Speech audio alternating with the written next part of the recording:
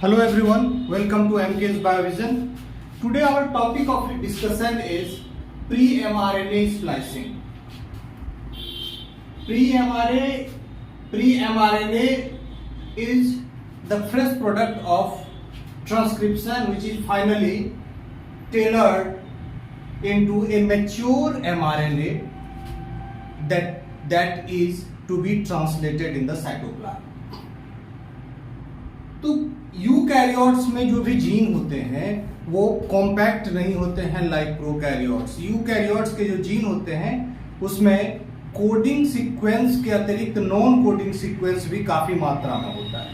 तो ये इस नॉन कोडिंग सीक्वेंस बड़े लंबे लंबे नॉन कोडिंग सीक्वेंस होते हैं, लगभग 20 बेस पेयर का छोटा सीक्वेंस भी हो सकता है और बड़ा सीक्वेंस लगभग 11,000 बेस पेयर का भी हो सकता है। तो 20 बेस पेयर से लेकर 11,000 बेस पेयर तक का लंबा सीक्वेंस हो सकता है नॉन कोडिंग सीक्वेंस, जिसको हम इंट्रोन्स के नाम से जानते हैं। तो जो इंट्रोन्स है नॉन कोडिंग सीक्वेंस है उनका रिमूवल आवश्यक है, ट्रांसलेशन में वो पार्टिसिपेट नहीं करते हैं और इस प्रोसेस को ही हम स्प्लाइसिंग करते हैं। यानी कि यूकैरियोट्स के जो जीन होते हैं स्प्लिट जीन्स होते हैं, उसमें वो कोडिंग और नॉन कोडिंग रीजन का मिक्सचर होता है और ये फाइनली स्प्लिट जीन से वो नॉन कोडिंग सीक्वेंस बाहर किया जाता है through the process of splicing. कोई भी डीएनए सीक्वेंस है तो उसका एक 5 प्राइम 3 प्राइम एंड होगा न्यूक्लियोटाइड सीक्वेंस का। तो इसी तरह से यहां भी जो रीजन नॉन कोडिंग सीक्वेंस है इंट्रोन्स है उसके भी 5 प्राइम साइट होंगे और 3 प्राइम साइट होंगे। यहां ये एक्सोन्स है कोडिंग सीक्वेंस, ये भी एक कोडिंग सीक्वेंस है और इंट्रोन बीच में नॉन कोडिंग सीक्वेंस है। इंट्रोन्स यहां एक्सोन इंट्रोन के जंक्शन पर, जहां इंट्रोन और एक्सोन का जो जंक्शन है उसमें इंट्रोन के 5 प्राइम साइट को 5 प्राइम स्प्लाइस साइट का नाम दिया गया है। उसी तरह से इंट्रोन एक्सोन के जंक्शन पर इंट्रोन के 3 प्राइम रीजन को 3 प्राइम स्प्लाइस साइट का नाम दिया गया है। ये जो रिएक्शन होता है, रिमूवल का रिएक्शन जो होता है, ये ट्रांसस्टेरिफिकेशन रिएक्शन कहा जाता है इसको। ये 2 स्टेप्स में होता है और इसके लिए किसी एटीपी की आवश्यकता नहीं होती। यहां हम इस इंट्रोन वाले रीजन को मैंने केवल लिया हुआ है, this is the region of this intron यानी कि नॉन कोडिंग सीक्वेंस का रीजन है। इसमें ये 5 प्राइम है स्प्लाइस साइट है, 5 प्राइम स्प्लाइस साइट और 3 प्राइम स्प्लाइस साइट। ये स्प्लाइस साइट की कुछ खासियत होती है, इसमें कुछ वैसे न्यूक्लियोटाइड के सीक्वेंस होते हैं जो इवोल्यूशनरी कंजर्व्ड होते हैं, यानी कि बहुत लंबे समय से वो चला आ रहा है, वो स्प्लाइस साइट पर यही सीक्वेंस मौजूद रहता है और वो स्टेबल सीक्वेंस है। इंट्रोन्स के अंदर में बदलाव हो सकता है लेकिन ये जो सीक्वेंस होते हैं ये कंजर्व्ड होते हैं क्योंकि ये सीक्वेंस रिमूवल में हेल्प करते हैं, इंट्रोन के एग्जिट में या रिमूवल में एक्सीजन में हेल्प करता है। ये कैसे हेल्प करता है, इसके मैकेनिज्म है, कई मैकेनिज्म है। तो इसमें it depends upon what type of intron is going to be excised, किस तरह के इंट्रोन का रिमूवल होना है। तो मोटा मोटी हमने 2 तरह के इंट्रोन को यहां लिया हुआ है, और भी टाइप्स होते हैं, मैंने 2 तरह के इंट्रोन को लिया हुआ है। इसको कहते हैं ग्रुप 1 इंट्रोन और इसको कहते हैं ग्रुप 2 इंट्रोन। इसमें देखिए ये जो रीजन है AUAC कहा जाता है, इसे AUAC कहा जाता है थायमिन के टर्म में। यदि हम कहें थायमिन के टर्म में यानी कि तब वो डीएनए सीक्वेंस की बात आ जाएगी, इसका जो सेंस कोडोन होगा उसकी बात। तो उसमें AUAC टाइप का जो इंट्रोन होता है इसको ग्रुप 1 इंट्रोन कहा जाता है और इसको यदि सेंस स्ट्रैंड के संदर्भ में देखेंगे तो वो ATAC कहलाएगा, क्योंकि वहां यूरेसिल के बदले में थायमिन चलाएगा। यहां भी हम देखते हैं कि GUAG टाइप है ग्रुप 2 इंट्रॉन, और ग्रुप 2 इंट्रॉन में ये जो सीक्वेंस है, यदि हम इसको सेंस स्ट्रैंड के टर्म में देखें तो GTAG हो जाएगा, GTAG हो जाएगा, यूरेसिल के बदले में थायमिन चलाएगा। एनीवे, अब हम देखते हैं कि ये जो दो तरह के ग्रुप 1 और ग्रुप 2 इंट्रॉन्स हैं वो किस तरह से एक्सॉन, ये जो पूरा प्री एमआरएनए है उससे बाहर कैसे निकलता है, यहां हम देखते हैं ये है ग्रुप 1 इंट्रॉन के बारे में। ग्रुप 1 इंट्रॉन, यहां हमने केवल दो एक्सॉन्स को लिया हुआ है, एक्सॉन 1 एंड एक्सॉन 2। बीच में इसमें हम देखते हैं कि ग्रुप 1 इंट्रॉन का मतलब यह है कि इसका जो 5 स्प्लाइस साइट होगा वहां यहां AU होगा और 3 स्प्लाइस साइट पर AC होगा, AU और AC होगा।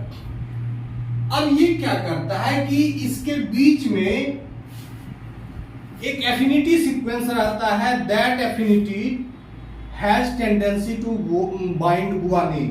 यहां देखते हैं गुआनिन से ये बाइंड किया है, तो ये गुआनिन से बाइंड करने के बाद ये इंट्रॉन फोल्ड हो जाता है। फोल्ड होने के बाद this forms pocket like structures into which guanine fits. तो ये एक्सटर्नल एक गुआनिन कोफैक्टर का काम करता है जो यहां इसमें फोल्ड में फिट कर गया है। और गुआनिन के भी 2 प्राइम होते हैं, गुआनिन में भी एक प्राइम OH है, एक फॉस्फेट वाला है शुगर पर इस पर भी। तो यहां हम देखते हैं कि गुआनिन का जो OH है यानी कि 3 प्राइम है वो काफी रिएक्टिव होता है और वो इसके 5 प्राइम स्प्लाइस साइट पर अटैक करता है। 5 प्राइम स्प्लाइस साइट पर U के बाद, यूरेसिल के ठीक बाद अटैक करता है और इस तरह से ये क्या करता है, इसको फॉस्फोडाइस्टर बॉन्ड को ब्रेक करता है। फॉस्फोडाइस्टर बॉन्ड को ब्रेक करने के बाद ये एक्सॉन अलग हो गया है, इसके 3 प्राइम पर OH आ गया है और ये वाला गुआनिन इंट्रॉन से जुड़ गया है। ये वाला गुआनिन इंट्रॉन से जुड़ गया है, यहां देखते हैं ये गुआनिन इंट्रॉन से जुड़ गया है।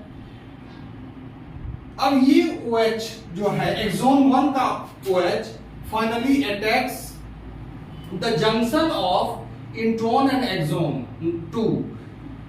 इस जंक्शन पर अटैक करता है OH और इस तरह से ये इंट्रॉन को अलग कर देता है। तो इंट्रॉन अलग हो गया। अब जो 2 एक्सॉन्स बचते हैं वो एक साथ चले आते हैं, splice together to form a larger coding sequence. तो ये कोडिंग सीक्वेंस बनाते हैं और ये इंट्रॉन इस तरह से अलग हो जाता है, जिसके एक सिरे पर गुआनिन है, दूसरे पर हाइड्रोक्सिल है। ये लीनियर स्ट्रक्चर होता है लेकिन ये साइक्लाइज्ड हो जाता है, कभी कभी ये साइक्लाइज्ड होकर सर्कुलर स्ट्रक्चर भी बनाता है। तो ये इंट्रॉन फाइनली इंट्रॉन का जो शेप होता है या तो लीनियर होगा या the structure gets cyclized to form a circular structure. अब हम लोग एक दूसरे टाइप के इंट्रॉन के बारे में देखते हैं, GUAG। ये जो है मोस्ट कॉमन टाइप है, सबसे ज्यादा यही पाया जाता है। 99% प्री एमआरएनए का यही पाया जाता है। 99% प्री एमआरएनए का एक्सॉन इसी तरह का पाया जाता है, जबकि इंट्रॉन 1 जो होता है ये मोस्टली राइबोसोमल आरएनए और कुछ एमआरएनए में, मैसेंजर आरएनए में भी पाया जाता है। लेकिन इस तरह का स्प्लाइसिंग मैकेनिज्म, ग्रुप 1 टाइप का splicing mechanism is always maintain ribosomal RNA. यहां हम देखते हैं कि GUAG टाइप का ग्रुप 2 इंट्रॉन है और ग्रुप 2 इंट्रॉन में भी ये एक्सॉन 1, एक्सॉन 2 और बीच में इंट्रॉन है। इसमें लगभग 20 से 50 base pair upstream from this site. ये जो साइट है, जंक्शन है। यहां देखते हैं कि इसके 5 प्राइम स्प्लाइस साइड पर GU है, GU, एंड 3 प्राइम पर AG है। तो AG के अप स्ट्रीम 20 से 50 न्यूक्लियोटाइड अवे ये जो है अप स्ट्रीम एक खास सीक्वेंस रहता है जिसके सेंटर में एडेनिन रहता है, और that acts as branch point. ये जो है ये ब्रांच पॉइंट इसको कहते हैं, ब्रांच पॉइंट। ये ब्रांच पॉइंट का काम करता है, यानी कि इस पर जो 2 प्राइम पर OH है, 2 प्राइम पर OH है, ये एक्सोन 1 और इंट्रॉन के जंक्शन पर अटैक करता है, और अटैक करने के बाद ये उसको रिमूव कर देता है।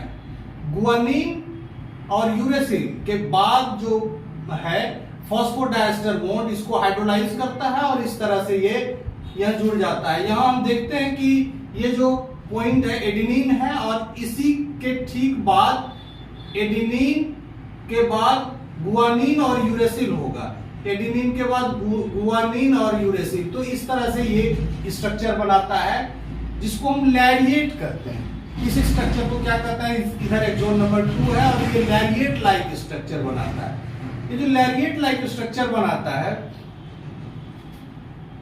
इसके बाद इसमें एक्सोन फ्री हो जाता है, एक्सोन 1 फ्री हो जाता है। Exon 1 is now free to go for another transesterification reaction. ये दूसरे ट्रांसस्टेरिफिकेशन रिएक्शन के लिए करता है। इसका जो हाइड्रोक्सिल एंड है वो यहाँ इंट्रॉन और एक्सोन के बीच के जंक्शन पर अटैक करता है, और इस तरह से इस इंट्रॉन को सेपरेट कर देता है। तो इस तरह का जो स्ट्रक्चर होता है इसको हम लैरिएट इंट्रॉन कहते हैं या लैरिएट स्ट्रक्चर कहते हैं। यहां एडेनिन एक ब्रांचिंग पॉइंट है, और एडेनिन के 3 प्राइम से ये तो 3 प्राइम से ये जुड़ा हुआ है, और 2 प्राइम से ये जुड़ा हुआ है, यानी कि एडेनिन के साथ एडेनिन 2 प्राइम और 3 प्राइम दोनों से ये इस लूप से जुड़ा हुआ है, और इस तरह से ये एक लैरिएट का स्ट्रक्चर, लूप लाइक स्ट्रक्चर का फॉर्मेशन करता है, और फाइनली एक्सोन 1 और एक्सोन 2 एक साथ मिलकर एक मैच्योर mRNA बनाता है। यहां हम देख रहे हैं कि ये ग्रुप 2 इंट्रॉन है जिसमें AG AU, बीच में एक सीक्वेंस होता है एडेनिन, और इस तरह से this adenine is internal, this adenine is part of this intron। ये जो एडेनिन है इस इंट्रॉन का हिस्सा है, उसका पार्ट है। लेकिन यहां जो गुआनोसिन या गुआनिन वो फैक्टर है ये इसका पार्ट नहीं है। Guanine is here external guanine, it is not the part of this intron sequence. Intron sequence का पार्ट नहीं है, और गुआनिन इस फोल्डिंग के अंदर आके फिट हो गया है, और फाइनली इसने एक ट्रांसस्टेरिफिकेशन रिएक्शन का शुरुआत किया है। और दूसरा ट्रांसस्टेरिफिकेशन यहां हुआ है एक्सोन 1 के द्वारा, और इसने OH को यहां से, और एक्सोन 1 और एक्सोन दोनों इकट्ठा एक साथ आगे कोडिंग सीक्वेंस और मैच्योर RNA का फॉर्म किया, और इंट्रॉन रिमूव हो गया।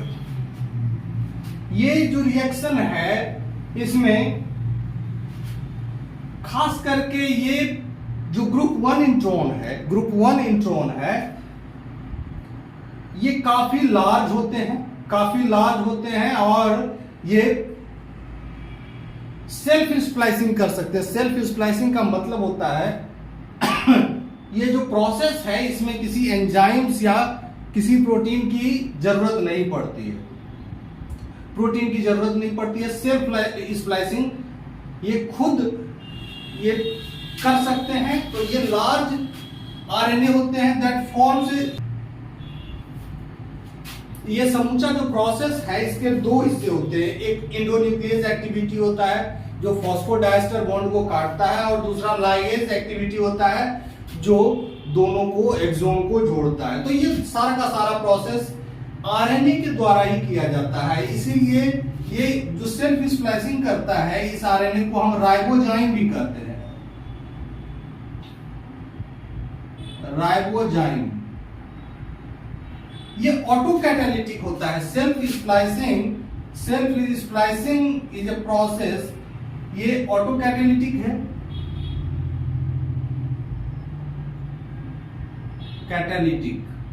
ऑटो कैटालिटिक है, यानी कि खुद राइबोसोम अपना ऑक्सीजन या अपने आप को रिमूव करवाता है एक्सोम से। तो ये सेल्फ स्प्लाइसिंग है, और इसमें इस दोनों प्रोसेस में, ये प्रोसेस तो रेगुलेटेड है, इसमें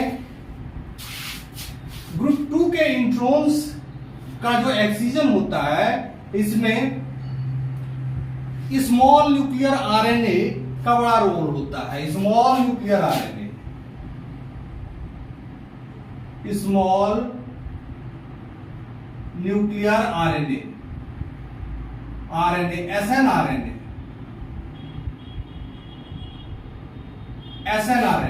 एसएन आरएनए लगभग 150 टाइप्स के प्रोटीन से कंबाइन करके राइबोन्यूक्लियोप्रोटीन बनाता है। ये फाइनली बनाता है राइबोन्यूक्लियोप्रोटीन, आरएनपी बनाता है। राइबोन्यूक्लियोप्रोटीन बनाता है, आरएनपी बनाता है, और जो इसको रेगुलेट करता है, द स्प्लाइसिंग प्रोसेस को रेगुलेट करता है राइबोन्यूक्लियोप्रोटीन, जो कि स्मॉल न्यूक्लियर आरएनए से बनता है, उसको रेगुलेट करता है। ये टाइप ग्रुप 2 इंट्रॉन्स का स्प्लाइसिंग और स्मॉल न्यूक्लियर आरएनए 5 तरह के होते हैं इस केस में, और वो आपस में मिलकर एक कॉम्प्लेक्स बनाते हैं जिसको हम स्प्लाइसोसोम कहते हैं। This process is almost regulated by spliceosome, but this process, group 1 intron excision can take place without the help of spliceosome. हालांकि इसमें भी देखा गया है कि ग्रुप 1 में भी स्प्लाइसोसोम का रोल होता है, लेकिन ये सेल्फ भी हो सकता है, सेल्फ स्प्लाइसिंग भी हो सकता है, लेकिन इसमें स्प्लाइसोसोम का रेगुलेशन भी हो सकता है। तो आगे हम लोग देखेंगे कि कौन कौन से स्मॉल न्यूक्लियर आरएनए और किस तरह का स्प्लाइसोसोम ग्रुप 1 को रेगुलेट करता है, और किस तरह का स्प्लाइसोसोम ग्रुप 2 को रेगुलेट करता है।